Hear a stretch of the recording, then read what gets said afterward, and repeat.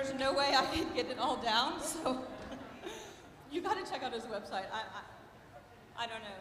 There's so many penguins on his iceberg. I don't know how he puts them all up there. Grant is a fourth-generation veteran and a Marine F-18 fighter pilot.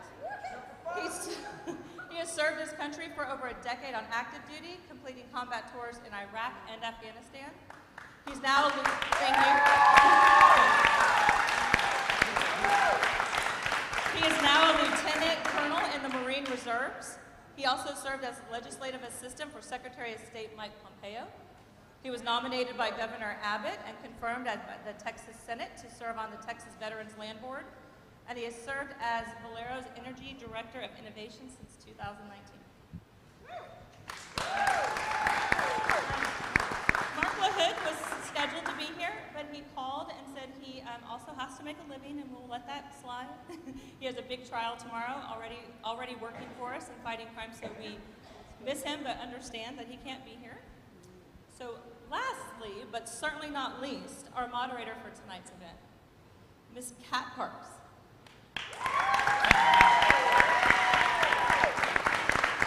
Kat is the immediate past Republican vice chair for Texas.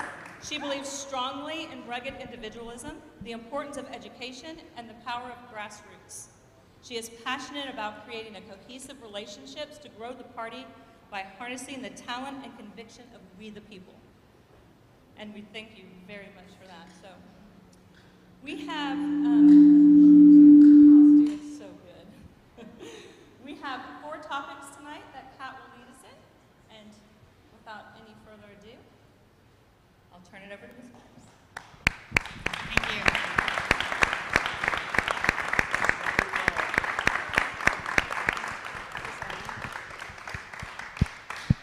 Well, welcome everyone who's able to make it here in person, and then we have quite a few viewers who I know are tuning in at home.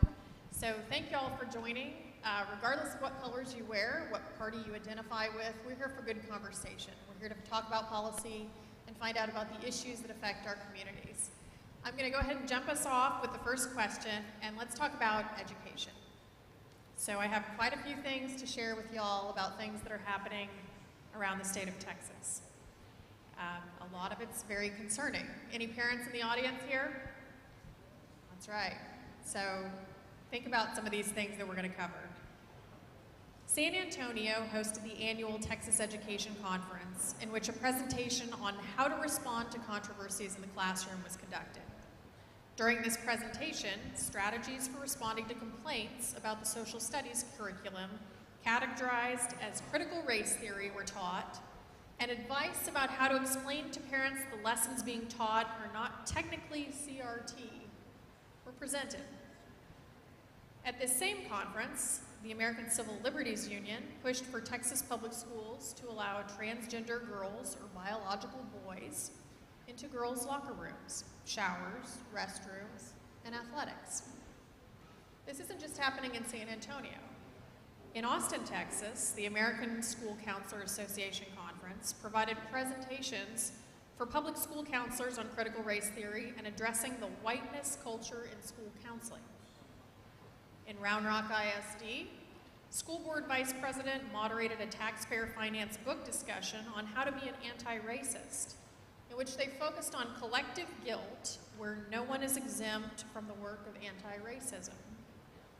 Fort Worth ISD named Dr. Angela Ramsey, a former superintendent of a California school district near Los Angeles, as the new superintendent. Ramsey has voiced support for equity policies and promoted her research as championing the cause of equity and success with a social justice agenda. And finally, teachers in Leander ISD, just north of Austin, received a training instructing them to discuss gender identity with students, making sure to ask them whether it was okay to share students' preferred pronouns with their parents, warning that some students may have parents who are shaming about a student's identity, and it may not be safe to tell those parents.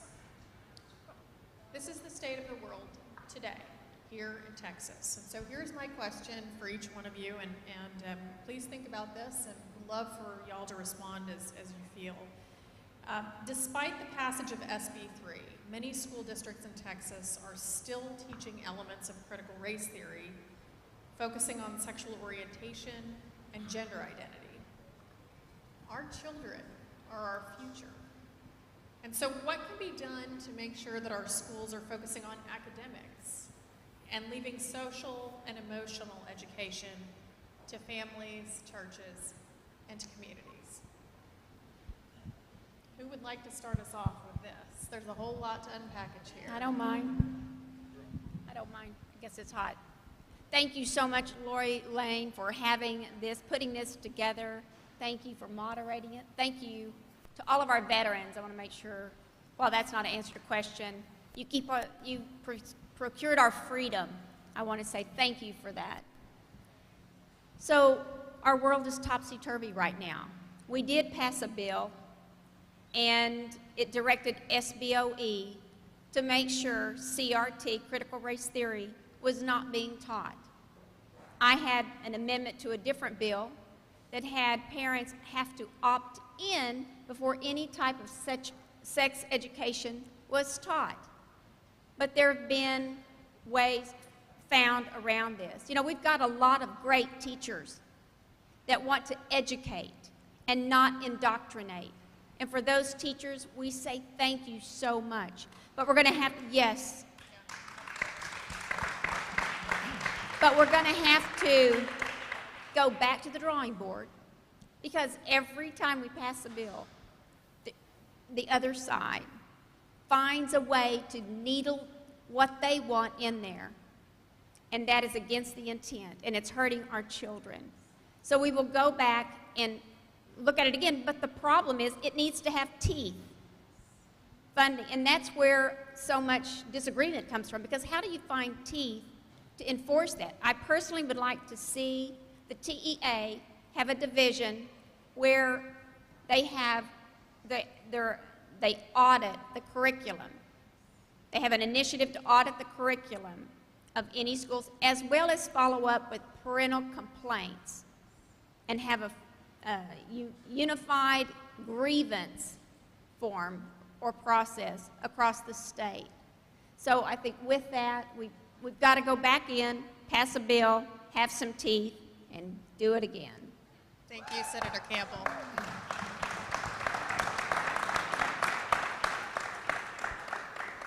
Anyone else? Who else wants to chime in? Here, Steve. I'd be happy to.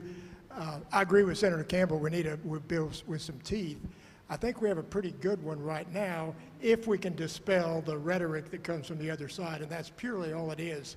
I know I spent the last 2 days before we brought the bill back to the House floor in the, I think it was the third special session, and we spent time with Democrats one day, including our chairman of the Education Committee, Harold Dutton,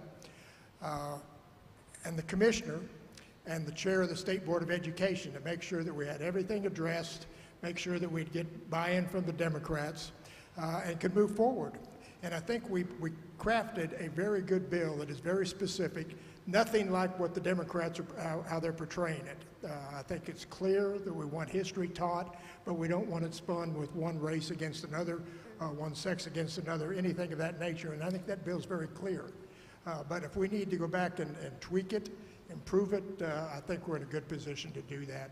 You know, as a former school board member, I think this is a local control issue. And talking about putting teeth in something, I think we need to get teeth in our local school boards. They're in the best position, I believe, to judge what community standards are. And I think that's what this issue is all about, is community standards. And the school board needs to enforce the law. I think we've got things in place, and they need to enforce it. Thank you, Representative. Jump in. Yeah. So I was K through law school, public school educated. My wife was K through law school, public school educated. Many of you know I went to the University of Virginia, founded by Jefferson, very specifically for the purpose of the public diffusion of knowledge. It was an important aspect of our republic and the foundational principles being built on an educated populace in a republic, requiring an informed citizenry. It's critically important that we have that. But you're not going to fix the government-run schools with legislation in Washington or in the legislature. You're going to fix those schools by parental empowerment. And that's it. That's the only way that we're going to fix them. Because, that's right. The legislature was right to pass a ban on critical race theory, and I applaud it. But it's obvious that the schools are going to end run it. Right here, Northside ISD, right? They're dividing kids up by hair color. I sent a letter to the school. They basically just dismissed it, just ignored it, right? They literally split kids up by hair color and said, certain kids, you're going to be able to stay here, or you're going to be able to go to recess or lunch, and certain kids are going to have to stay here and clean up the room. And they did this without parental consent. And this kind of stuff is happening every single day in every school throughout the state. No school is free from it. There is no banning and uprooting something that is entirely intertwined with the entire curriculum built upon now at least 2 generations, if not longer, of complete indoctrination by our universities. That's what's happening. So if we want to fix that quickly, the only way is full empowerment of parents with the hammer of being able to take their children out and put them in a school of their choice. Yes, sir. And there could be nothing more important for our state than this state passing choice this legislative session. And I say that, and I say border, crime, property taxes, there's a lot, energy grid. But our schools, they've got to be saved from the grips of unions, and they've got to be given back to the parents. And so because parents have reasons beyond just the failure of the education system in terms of what they're learning. They want their kids to be able to pray in school. They want their kids to be able to believe that there's a God. They want their kids to be able to believe that this country is great and not be told to apologize for their country. And they should be able to have that choice without being beholden to the property taxes they're paying for a school system that they don't feel like they can use for their kids. At the federal level, I've got a bunch of my colleagues that are running on, a parental bill of rights from Washington. Well, nothing sounds better to me than Washington coming up with what they think the parental bill of rights ought to be and running through Congress and telling us what that ought to be. Personally, I think we ought to block grant the dollars back to the states and get Washington out of the way and give those block grants back to the states. Yeah.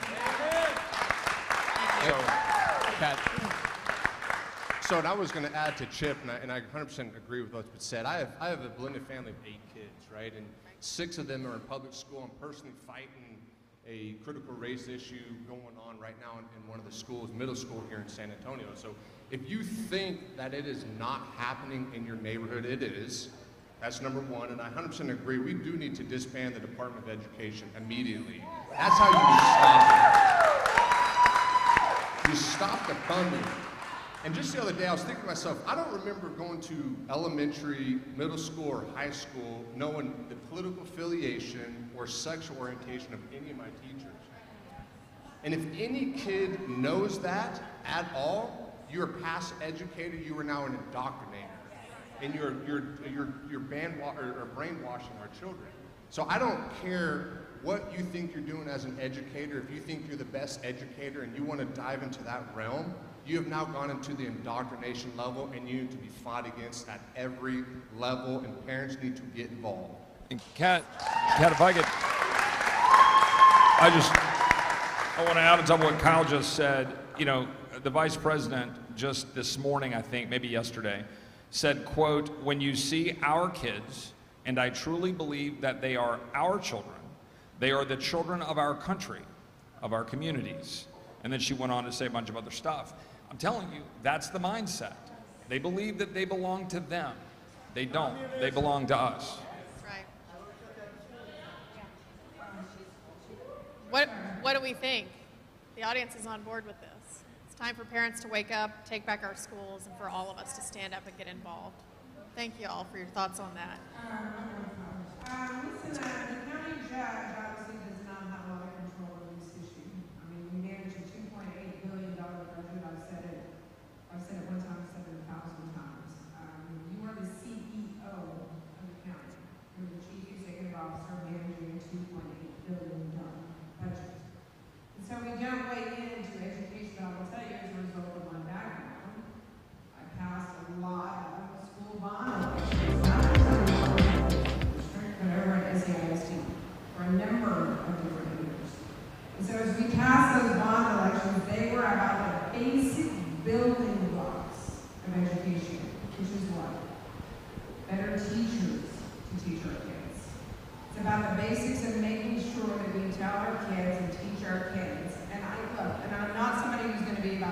to the test. That's a totally different topic, but we shouldn't be teaching to the test either. Because it limits the brain capacity of our children. And so as we look at how we prepare them for college, what is it? It is about the basics at the end of the day. It is about the basics of reading and writing, and I know it's tried to say that, and arithmetic.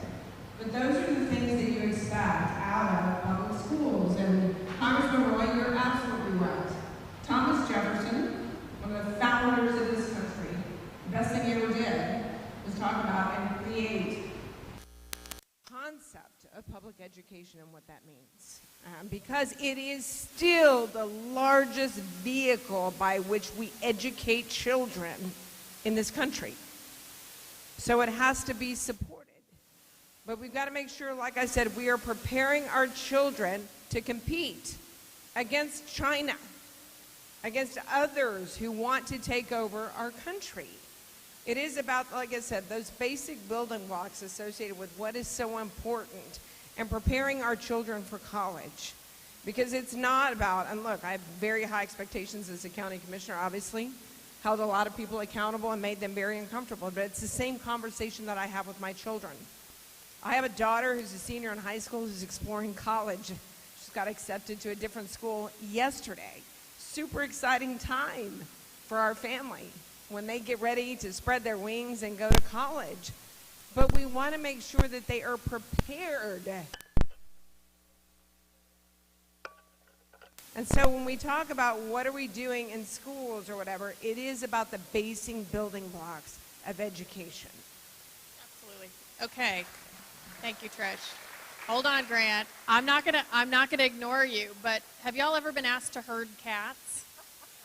It's about the same thing as moderating a bunch of people who are running for office and serving in that capacity. And I'm going to keep things moving here. We're going to shift to the next question, which has to do with a pivotal and very important topic, and that is the border.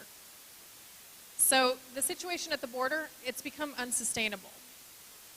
While we all feel compassion for those seeking a better life, allowing over 2 million illegal immigrants this year alone has created conditions for human and illicit drug trafficking, as well as a public safety nightmare for border towns.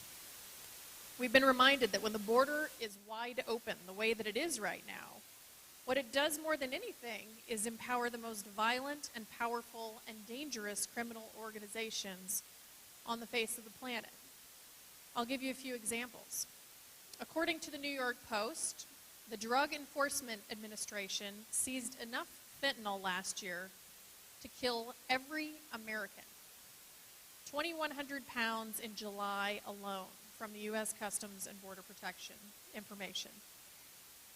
I'm a former ER nurse in a past life.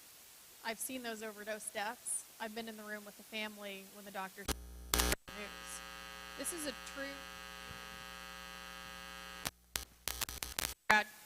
There we go.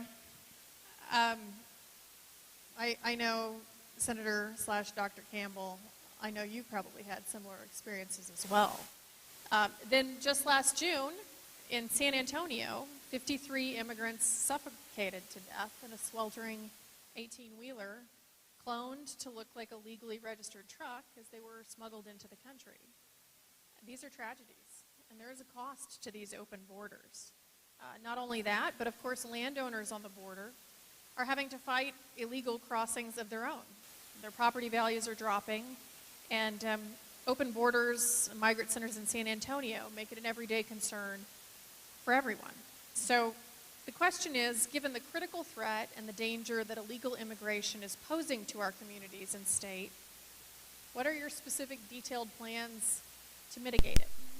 How do we deal with these things? How do we deal with real tragedy and a problem that's creating issues of compassion?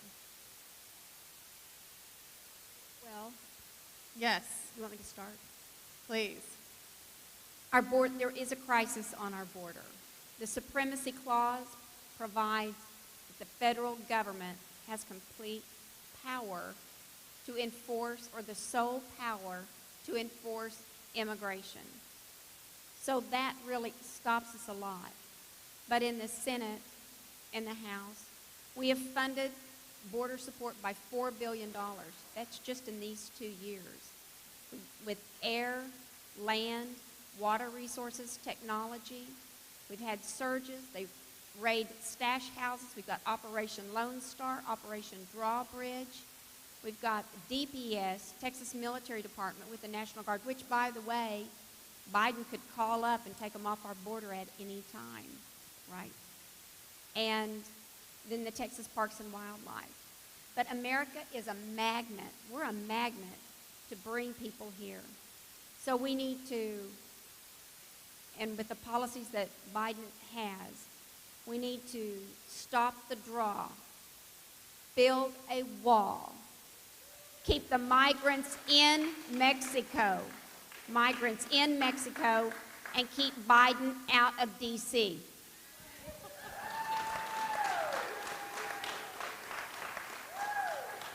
Please, Grant.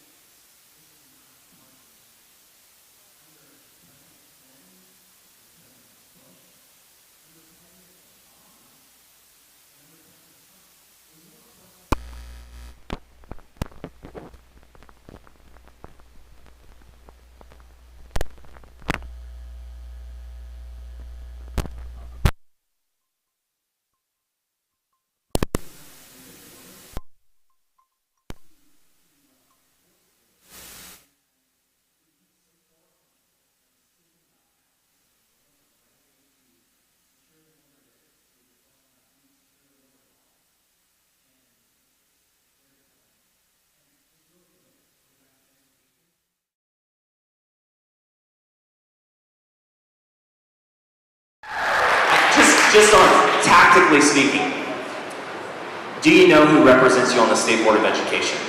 Do you know who your school board members are? Because if you don't, you need to. I recruited 2 State Board of Education candidates this past cycle. One is going to be on the State Board of Education going forward. There's only 15 members that sit on that board who determine all the curriculum for the state of Texas. 5 million kids. Be involved in those races. Thank you.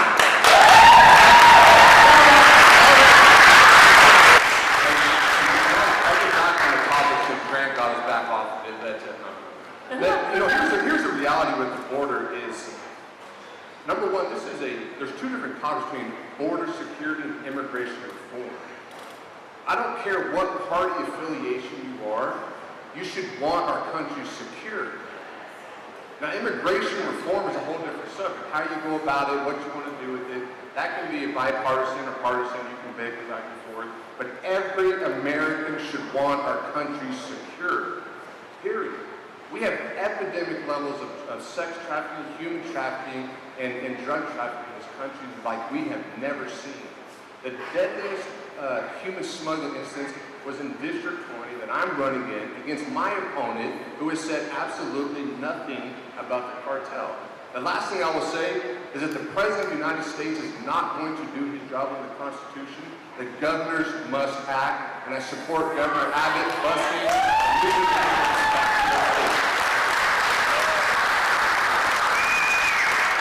So I'm going to go for the Congressman because I heard him at lunch last week, so I know he can go on and on about this issue. But let me just say, look, we have an administration that created this issue at the border. The crisis that we have, the humanitarian crisis that we have at the border. By the way, it is an administration who has not come down to the border in South Texas to see what is going on. That's not, it's unconscionable where I'm concerned. So we do, look, I have been talking to those that are at the Migrant Center here in San Antonio, many of those from Venezuela, and there is no question, everybody who's on this panel here, our hearts go out to them because why? They're being threatened, they're being oppressed, their families are being killed. every single day. There's a reason why they want to come to the greatest country in the world, because we are the land of opportunity. There's no question, but there have to be controls in place. Because as I've done something called Time with Trish, I'm a small business owner, obviously you all know that, and I have worked alongside folks that have immigrated to this country legally, whether it's been in a hot kitchen,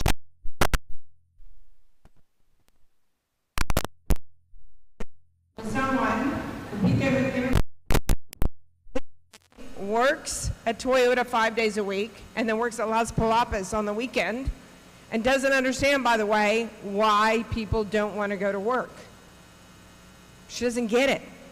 She also doesn't understand why she came through legally and others do not. And this is somebody who, like I said, came from Mexico, who came into this country legally. So there has to be a process. The last great attempt we had at that was in the 1990s, and I studied this bill very extensively as somebody who's worked in public policy for a number of different years. It was the McCain-Kennedy bill. It was John McCain and it was Ted Kennedy. And it was about, let's be clear here, folks, people that come to this country are hardworking and want to make a living for themselves and want to contribute to this economy. And they want to learn about the United States and they want to work hard. And they're proud when they get their, and they're proud when they have their citizenship and stand up and say, I am an American citizen. So it is not about opening up all the borders and let anybody and everybody across the border, because guess who's in control when that happens? The drug cartels. The same people who have oppressed the people that are trying to come across here.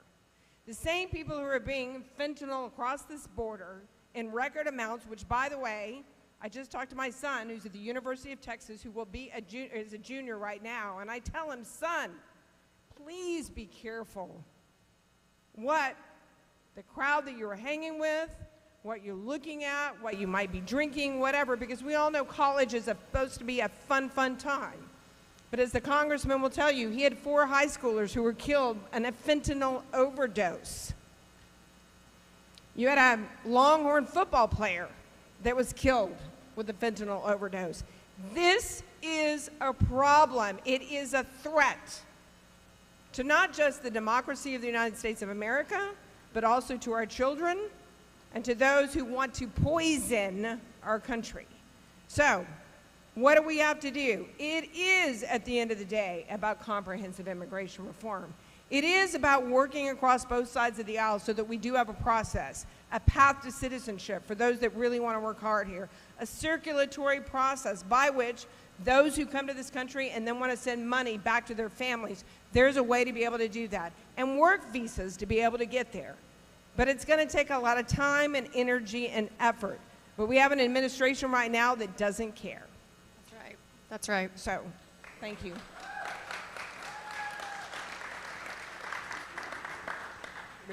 Let me just add, I support what the governor's doing 100%. When he issued his executive order declaring the cartels a terrorist organization, I think that's the right direction we need to go. And what is inescapable is and we just can't overemphasize it enough, is the impact of fentanyl. It is a killer, and it's killing our children. And as we look at Halloween coming up, you know, they're starting to lace it in candy to make it look like candy. And it is so lethal, it takes just a grain or two to kill you. And I know that there was a report within the last couple of weeks, a teacher was able to intercept and prevent a student from taking the fentanyl, but just by touching it, she died. It is that lethal, and it is impacting our country and our children so severely. We've got to do everything within our power to stop it, if for no other reason, to stop the fentanyl and next to human trafficking that's coming across. And, you know, I heard an interview with, and I forget the title of the official in Arizona, and they are revisiting, attaching the large storage units and stacking them across the border to develop a wall.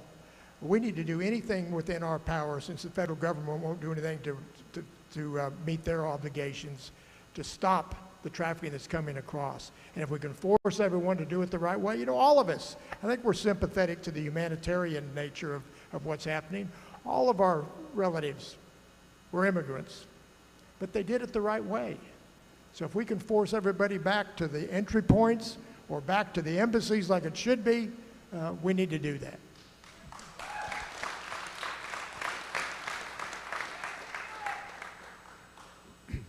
A lot has been said, and I don't want to repeat it. Look, 3.5 million apprehensions. 1 to 2 million of them have been released into the United States. 1 million gotaways. 72,000 people died last year from fentanyl. That's more than the entirety of American casualties during the Vietnam War. I had 4 die in Hayes County. That's not talking about the 8 who were saved from Narcan. Like, it is a massive problem. It is real. It's in your schools. It's in your communities. You are in danger. Your communities are in danger because of open borders. Those are the facts. Cartels, Culpeper, Virginia, an hour west of Washington, D.C. The sheriff there just busted a 40 to 45 person cartel gathering in Culpeper, Virginia. There's a headline in Baltimore just 2 weeks ago or 3 weeks ago, busting a cartel operation in Baltimore. It is reaching up from Mexico into the United States. It's all real. It's not even really debatable. Those are the issues. We know that. We know what we need to do. You need to secure the border by building infrastructure, building a wall. You need to have policies that you can enforce. You need to empower ICE to actually enforce the law, and you need to knock the knees out from under the cartels. That's what we need to do. This administration is choosing very specifically to ignore the laws of the United States, the actual black letter laws of the United States, using asylum as a fake excuse to ignore the laws to allow a flood of people to come to our border. 88 people who are on terrorist watch lists or affiliated with terrorist organizations. This is a real situation that can be avoided, but you're only going to fix it 2 ways. One, I mean, all those things I'll talk about, building infrastructure, that's all fine. None of that's going to do it right away. You have to change the policy of the United States to turn people away who do not have a legal ability to be here and have a full adjudication of a claim, period. That has to be the way we do it. And number 2, if the feds don't do that, and right now they're not, unless we force them through the power of the purse to do it, which is my position. I need it to be the majority position of the Republican Party and have Republicans do it. But we have to use the power of the purse to force the policy change. If they won't, the governor is absolutely right to be doing everything in his power, supported and backed by the legislature, to do what we can to stop the flow. I do believe it's an invasion, and I do believe Texas should have to consider those options if the feds flat out refuse to do what they're required to do under the Constitution of the United States. Thank you.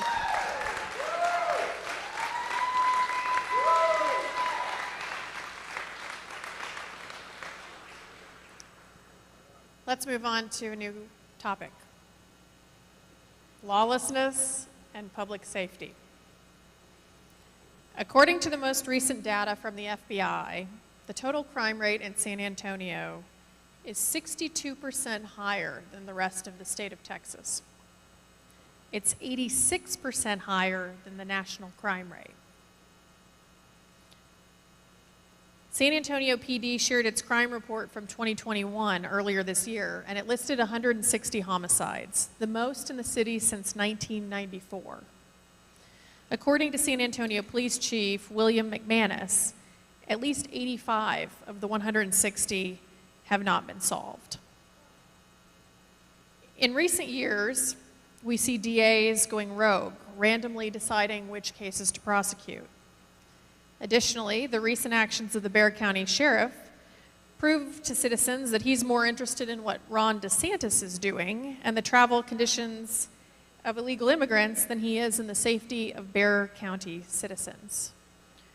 What can we do to establish, enforce, and protect the rule of law and allow our citizens to live without fear? In the Senate, first we need to defend our police and not defund them, right? We are a nation of laws. In the Senate, we passed a bill that if a city defunds the police, then there's a mechanism in there for our comptroller to go in and not give them some of their tax revenue that comes from the state. And he's challenged the county court, the county judge in Harris County when she was trying some shenanigans. So we've got that bill out there. I passed a bill that says it's against the law to block emergency vehicles when they need to get by. We have to pass the laws. We have to support our police, all of our law enforcement. We've got to elect district attorneys that will prosecute. And let me tell you, before you pull the trigger to use your Second Amendment rights, you'd better make sure you live in a county where you have a good DA that's not going to make you the criminal and the person who was assaulting you the victim, right? So we've got to do that. We've got to show our police and law enforcement support. Thank you, Senator. Yeah, amen to that, Donna. Listen, as a county judge, certainly there is a certain amount of purview you have over this, and I have heard it. If I haven't heard it once, I've heard it 1,000 times. As I have moved across this county, and believe me, it is a big county. It's a big urban county. So whether it's the Thompson Neighborhood Association on the west side, whether it's Dignity Hill and Denver Heights on the east side, whether it's Harmony Hills on the north side, or whether it's Highland Park and Highland Hills on the south side. What is the common denominator and the common thread when I have those conversations and I sit in on neighborhood associations? Crime. Supporting law enforcement. We don't have enough community policing. There are not enough officers on the street. And by the way, what seems to the current DA to be a minor crime, to you all sitting here, if your car is broken into or your house is broken into, it's a major personal offense and crime, right? And so I think we've lost our way a little bit, or more than a little bit, when it comes to what I hear people saying in the community is if you do the crime, you do the time, right?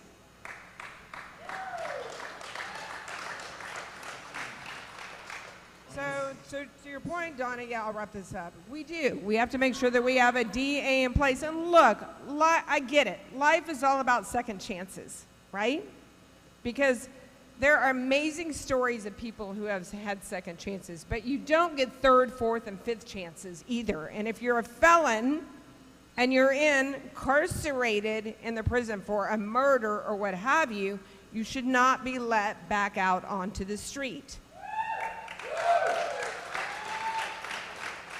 And so, like I said, I'm all about second chances. I have people in my family that have lived great lives associated with second chances. But it also means, just like I've said, we hold our children accountable for the decisions that they make. And sometimes, guess what, folks?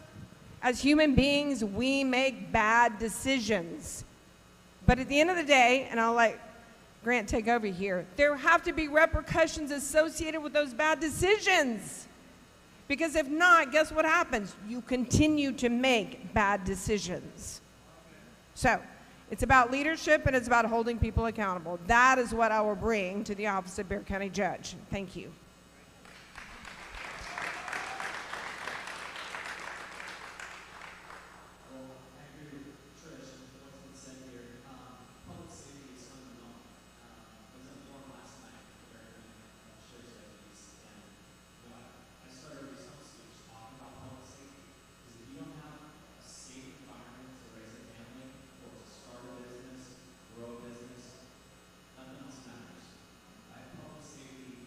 Priority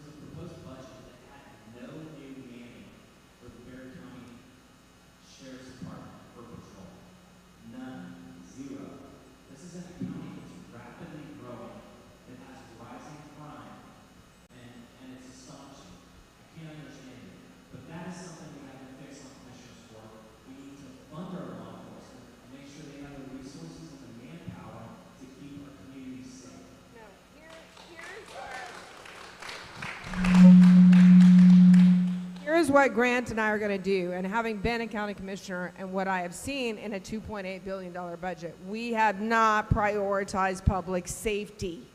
So with Grant and I on there together, we will make a commitment to you tonight. Public safety will be prioritized and you will be kept safe. Quick. We'll see who's up. Okay. So what I would add is 2021 was the deadliest homicide year in San Antonio for 27 years. I just talked to a veteran homicide detective this past Saturday. We are 30% above that number from last year. We are going to set a horrible record again in this county. What I want to know is any elected official who supported in San Antonio of defunding our police. If you're an elected official, your number one priority should be the safety of the community that you are called to represent. If you decided to support defunding in our police, we should know exactly who you are, and you should not be holding that position. And that starts from the federal level, which will bring resources to the county and to the commissioner and to that. And that's what you get when you have somebody like me running in District 20, somebody who will support, who's been endorsed by the Police Association, and who will fight for you, for your safety in the community of San Antonio. Thank you. Thank you.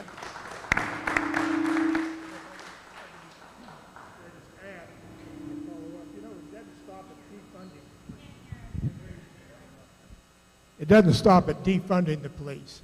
If you don't adequately fund, it's not much different. For example, here in Bexar County, we have 400,000 people living in the unincorporated areas. 400,000. The recommended ratio is 2.3 officers per thousand. You know what it is here? 0.8. 0.8. And that's why there's so much crime and so much unrest and so much concern for security in the county areas. And we need to do something about that. Because if the county or the city or anyone doesn't step up and adequately provide for public safety, they haven't fulfilled their obligation. They haven't provided the public safety, and I don't think that's any different than defunding the police if you don't adequately fund. We've tried to work with them. I'm prepared to work with the Deputy Sheriff's Association. I understand local control. I'm a staunch advocate for local control. But it's out the window when you come to public safety. So I'm prepared to work with the Deputy Sheriff's Association around the state to pass legislation next session to require adequate staffing and adequate funding to we're secure. Thank you, Representative. I'm going to move quickly to our last topic of the evening, and this is a very important topic about increasing voter turnout. So since the 2020 election, there are a lot of voters who are concerned. Maybe some of you in this room. According to a Rasmussen Report survey from March of this year, 52% of voters, including 34% of Democrats, believe that cheating affected the outcome of the 2020 U.S. presidential election. Here's the concern. As a result of the 2020 elections, many conservative voters are choosing to stay home on Election Day. We cannot afford to lose votes in Bexar County. So how will you, and I'm giving you all, this is the quick draw, you each have less than 60 seconds for your answer, okay? How will you ensure a message of honest, fair, and secure elections so that voters are willing to come out and turn out and vote and know that their votes will be counted? All right, who wants to start us off? Let's start here and work our way that way.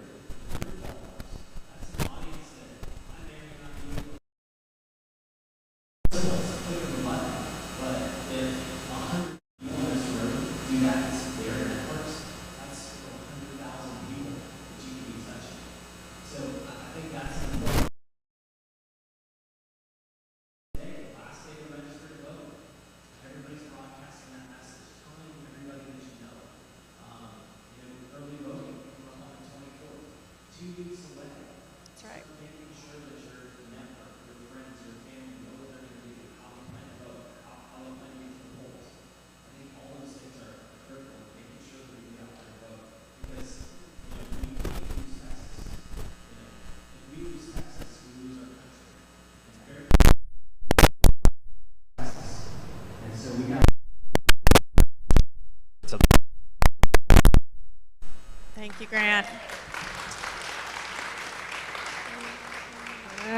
I think, Kat said something that I think is very insightful, and that is the last thing that we need is for people to stay home because they don't feel like their vote is secure.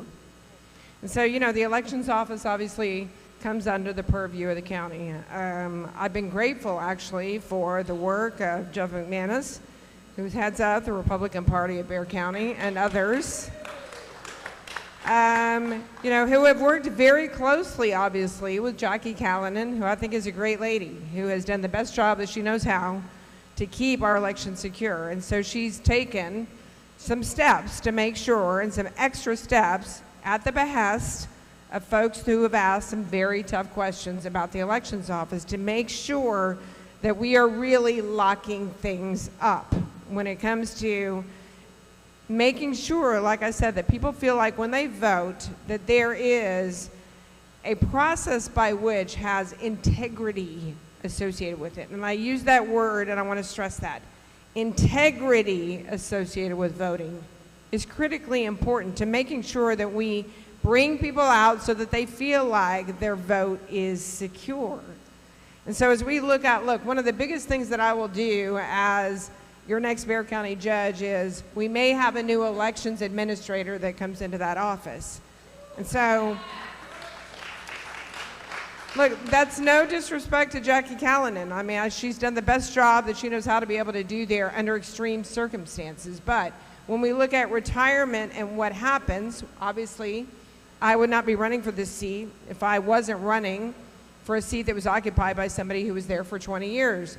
Jackie's been in that seat for a very long time. So I'm just saying, it just means there may be an opportunity, obviously, that we have to really dig in, both sides, whether you're Democrat, Republican, moderate, independent, to make sure that we have a hell of an elections administrator who is in that office. And so, anyway, it's a process that will come up when Grant's in office, when I'm there too. And so we're going to do the hard work, and we're going to do the heavy lifting to make sure that elections are secure. Thank you. Thank you.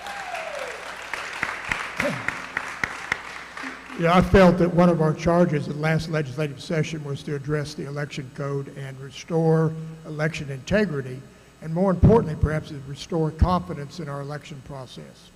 And I believe, despite the rhetoric you've heard, and we all still suffer through, I think we have a good bill. I think we have a good act that the governor signed, and I fully agree with the oft-used phrase, we want to make it easy to vote and hard to cheat. And I think we did that. And I think we accomplished it in a fair way that is going to restore that confidence in our election process. We specified what constitutes election fraud or an election violation, so it's known going in what's going to happen and what the penalties are. And I think that's important. Also, we've got to make sure that any violations of the election code and our voting is prosecuted. And if a local DA doesn't like the law, that's not his or her discretion. And if we need to invoke, the governor has powers in certain situations to replace the DA. If we need to tweak existing legislation, there's been some controversial decisions by the Court of Criminal Appeals that says the Attorney General cannot prosecute voting fraud cases. Well, if we need to change that, I think it's going to be an easy fix that if the local DA fails or refuses to perform his or her duties and prosecute, the Attorney General can step in and do so. Well, I agree 100% with Representative Allison. We passed the election integrity bill, made it hopefully easier to vote, harder to cheat. They took away Attorney General, Fourth Court of Criminal Appeal took away the Attorney General's ability to prosecute for election fraud. So we've got some challenges before us, but let me tell you, there are more of us than them. We just have to get us out to the polls. But sometimes Republicans eat their own. So you've got to get people out. Nehemiah built a wall around Jerusalem in record time because he had, back to Grant's point about working your social network, because Nehemiah had this family build the wall right here, which joined the family next to them, which joined the family next to them. They built the wall around their city in record time because they all worked together, a weapon in one hand and brick and mortar in the other. This is a spiritual battle. So our biggest weapon that we have is worship, because a nation is not judged on their strength by their weaponry. It is their worship. So pray, get people to the polls, vote all the way down, get a good DA in there, get all good judges, and let's win and have victory in November.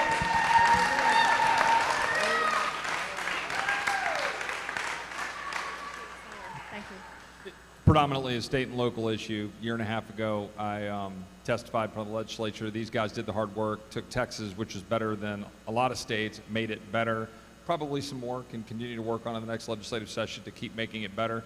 At the federal level, the Constitution specifies that Congress can affect congressional elections and the presidential electors. It is my belief that we should have election on one single day, one federal holiday in November, and I think if we do that, that would help right the ship a lot, and we ought to limit mail-in ballots to true absentee ballots, specifically because fraud is in mail-in ballots. That's where the fraud exists. That's how you fix it.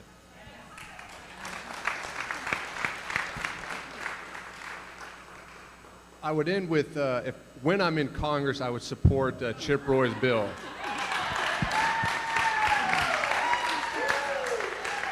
But here's what I will say. We fight wars literally over democracy and the ability to vote.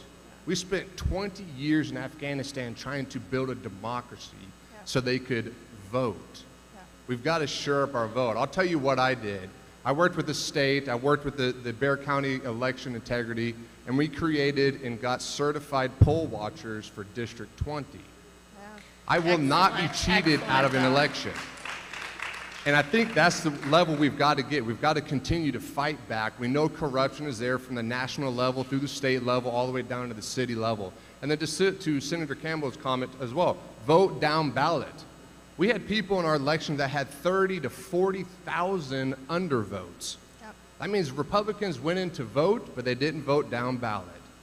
And that is another reason why we get wiped out every single election by the Democrats. So my message to everybody is to get out, poll watch if you're not going to do anything else for a campaign. The other message is to continue to vote down ballot, to bring your friends, and to continue to support our democracy, because your vote counts. Thank you, Kyle.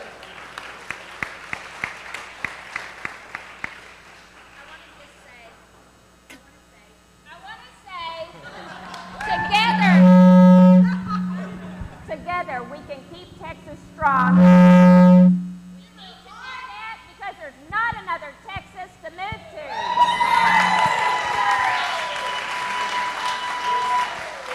Join me. Y'all, thank you for coming out tonight. Brandy Jo, Laura Lane, all of you who helped put this together. We are so lucky to have such great candidates. Brandy Jo, do you need the microphone here? Thank you all. Really appreciate it. Did you really think there was going to be a night where I didn't get a microphone? Exactly. Thank you, Kat. Beautiful job. Now, I would like to throw a little curveball at y'all. And Donna, Senator Campbell, I know that you need to leave. If you would like to hang around and do some Q&A. If you can. If not, I'm giving you the option to save lives. I'm giving you the option to save lives right now. I do have to leave, but this has been very enjoyable, and it's a great opportunity for us to get to talk. Thank you.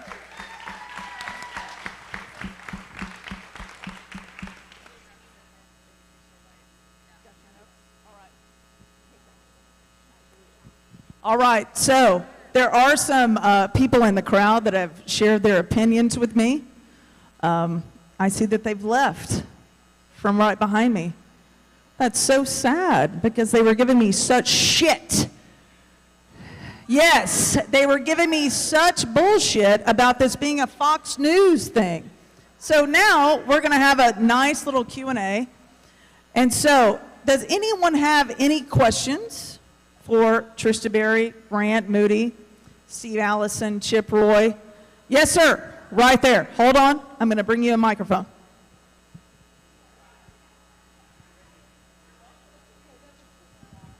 Why, my name is Avery Murrah, and I'd like to know why Governor Abbott can't crush the cartel. If the federal government is not going to do it, why can't he empower the forces of Texas to do it? Who'd like to take that?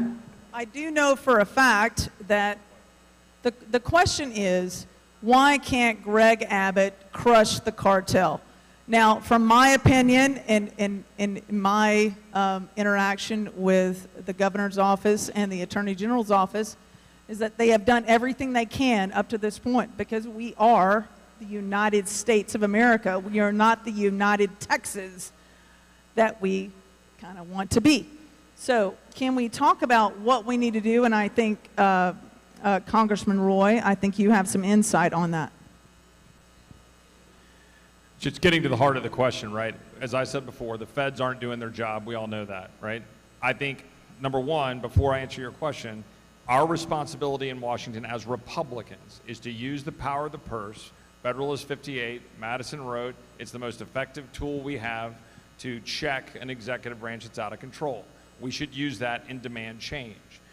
But if that doesn't happen, or if we're not able to force the change, or even if we're only able to force modest change, then I do believe that when you have an invasion, which I believe this is, I believe it's just a textual definition of invasion, cartels, fentanyl are killing Americans, ranches overrun, we've got dangerous criminals, terrorists coming into the United States, then we can act. It is a big question. It is a big leap, okay? And you have to account for the fact that right now in Austin, Texas, there are 19 police officers who are being sued by radical leftists for civil rights violations. The day that law enforcement, DPS or other law enforcement in Texas, are turning away people at the Rio Grande instead of CBP, instead of Border Patrol, there will be immediate lawsuits, immediate action in court, and they will target those law enforcement officers. So we have to do it wisely. The AG's office has to be prepared, but I believe we ought to take that step if the feds refuse to secure the border. It's an existential threat. We're endangered, and we should act to do it. That's my belief. Thank you, Congressman. Now, I know that this lady right here, Charlotte Blakely, she has a question. Let's stand up, Charlotte. Your question is about election integrity. Okay, so I'm not over 2020. I have a problem with it. We wouldn't be dealing with all of this if we hadn't stood up to what happened in 2020. I sat there and I watched Fox News when they called Arizona way back at, 10% of the vote in. And I haven't been able to sleep since, and that's figurative, but I think that's what split us up as Republicans. I think we've got to get the vote out, but I know there are people out there that can't get over 2020 and won't vote. It isn't me. But I don't know how we get those people to vote. We've got to get them to vote. We've got to come together, and we've got to really seriously deal with the election issues that we're having. And it's a problem that I understand. I mean, if we didn't solve the problem of 2020, how can we be sure that 2022 is secure? That's the question. How do we know that our vote is secure? My immediate answer is you replace the DA immediately, and we're working on that as a party. We're working on that across the country. George Soros has impacted that nationally and knew what was going on. So that's a significant impact, is get the DA Mark LaHood in so that we can prosecute and go after fraud or election integrity that are under question. But it's continuing to get poll watchers to get out there to make sure that we are watching what is going on, inspecting, and transparency. Look, I want transparency for both parties. I want them to have a fair and free election just as much as I want the Republican Party to. We all deserve that as Americans, to trust our election and to know that it's done right and that we can see it very clearly. So That's my answer. Number one is we've got to fix it, especially in the state of Texas under the Texas Constitution, is the DA. You've got to fix our DA problem. Anyone else? I think we sort of already answered that question that was asked before about we have new controls that are in place.